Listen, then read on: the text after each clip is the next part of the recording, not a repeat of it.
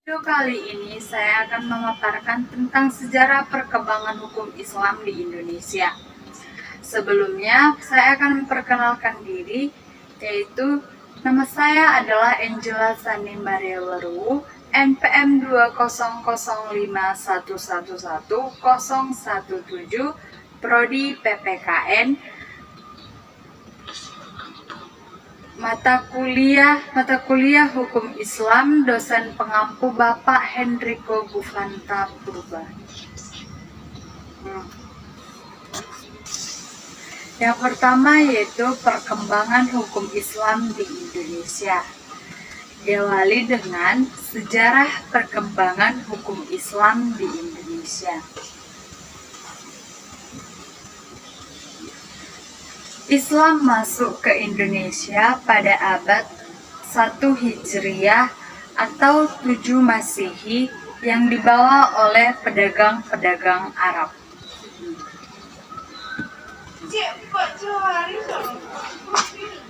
Menurut Ahmad Mansur Suryanegara, Islam masuk ke Indonesia melalui 3 teori. Yang pertama, teori Gujarat India, yang kedua teori Makkah, yang ketiga teori Persia.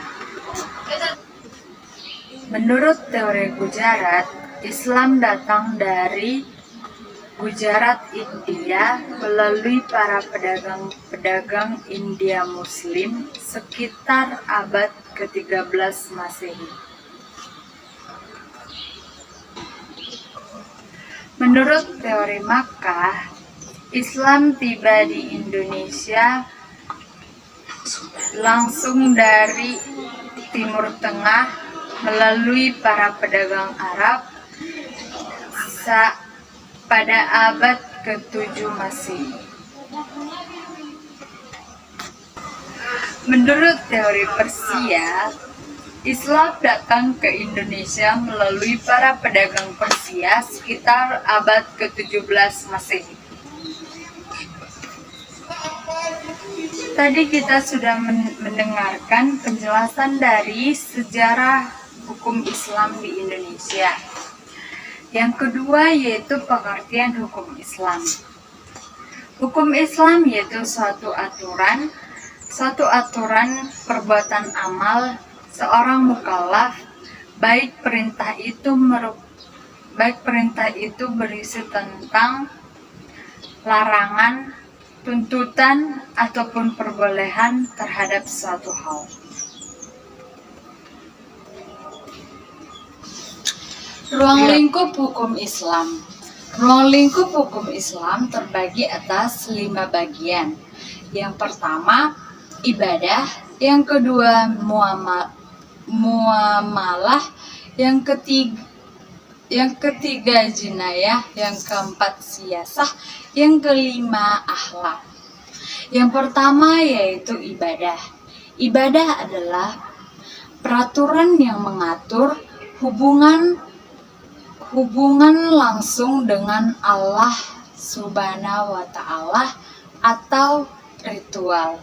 Yang kedua, muamalah. Muamalah yaitu hubungan yang mengatur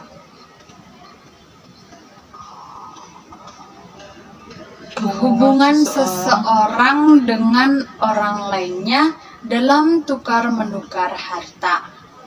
Yang ketiga yaitu peraturan yang mengatur menyangkut tentang pidana Islam.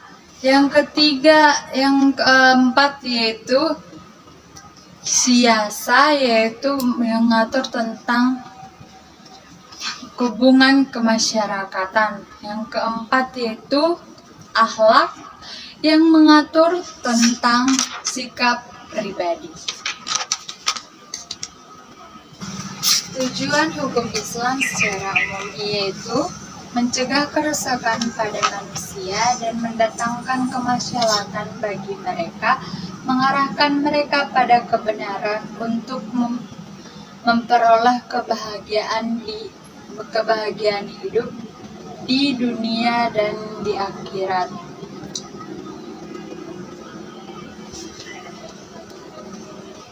dengan jalan mengambil segala yang bermanfaat.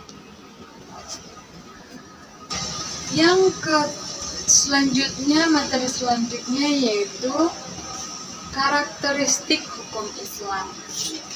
Yang pertama yaitu penuntutan. Penuntutan dalam penegakan hukum itu sangat penting, yang dimana penuntutan dapat menciptakan suatu tata tertib dan ketentraman dalam masyarakat maupun pencegahan setelah terjadinya tindak pidana, khususnya mengenangani suatu peristiwa penyimpangan. Yang kedua yaitu pra-penuntutan. Yang selanjutnya yaitu pra-penuntutan.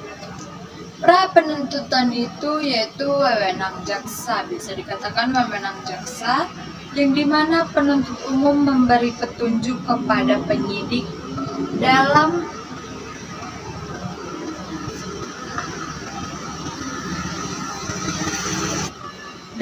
rangka penyempurnaan berkas. Macam-macam surat dakwaan. Macam-macam surat dakwaan, yang pertama yaitu dakwaan tunggal, yang kedua dakwaan alternatif, yang ketiga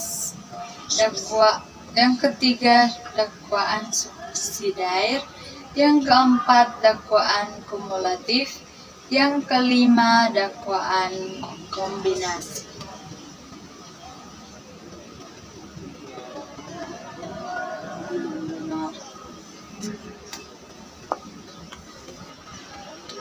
Yang pertama yaitu sumber-sumber hukum Islam. Yang pertama yaitu Al-Quran. Al-Quran yaitu kalam Allah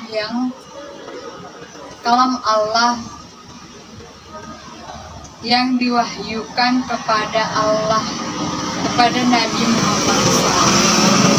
Yang kedua hadis adalah sumber hukum kedua yang berisi tentang keterangan dan berperan sebagai penguat yang tidak ada dalam Al-Quran. Yang selanjutnya yaitu Isma. Isma yaitu salah satu metode dalam menerapkan hukum atas segala permasalahan yang tidak didapatkan dalam Al-Quran. Selanjutnya yaitu Qiyas. Qiyas bentuknya sistematis dan telah berkembang vari rayu yang memainkan peran yang sangat penting. Berdasar hukum perkawinan. Berdasarkan pasal 2 ayat 1 Undang-Undang Perkawinan adalah sah apabila dilakukan menurut hukum masing-masing, agama dan kepercayaan dari pasangan. Perceraian adalah suatu hukum perceraian dalam pernikahan adalah suatu hal yang sakral apabila suatu hubungan itu tidak dilanjutkan dan diselesaikan secara baik-baik. Perceraian dalam agama Islam memang tidak dilarang, namun Allah membenci sebuah perceraian. Bercerai adalah jalan terakhir ketika terjadi permasalahan dan saat semua cara telah dilakukan, namun tetap tidak ada perubahan.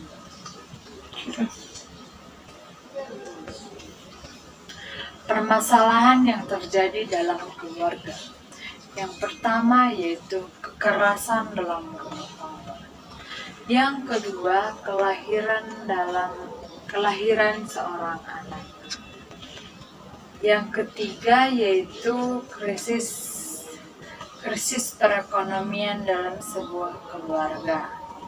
Yang keempat yaitu perceraian antara kedua orang tua dalam keluarga.